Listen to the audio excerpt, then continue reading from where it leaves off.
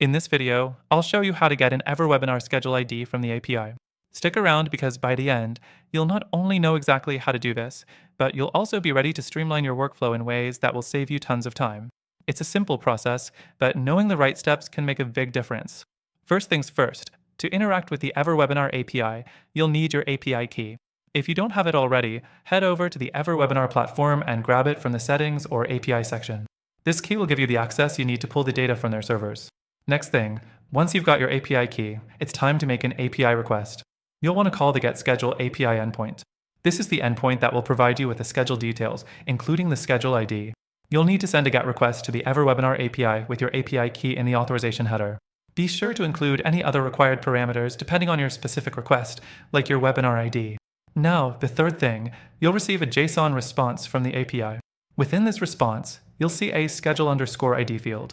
This is the schedule ID you're looking for.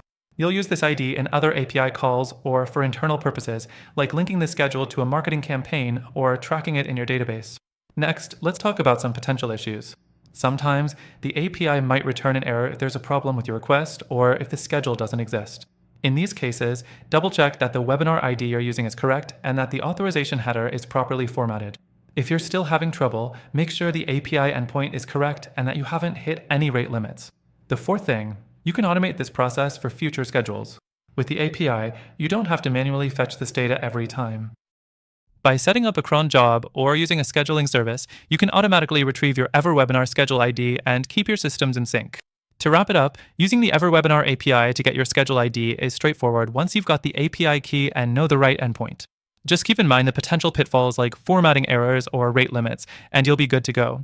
And here's a quick reminder, if you're looking to get started with EverWebinar, make sure to check out the exclusive link in the description below to grab a free trial.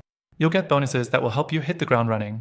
Thanks for watching, and don't forget to take advantage of this amazing offer to try the software for free.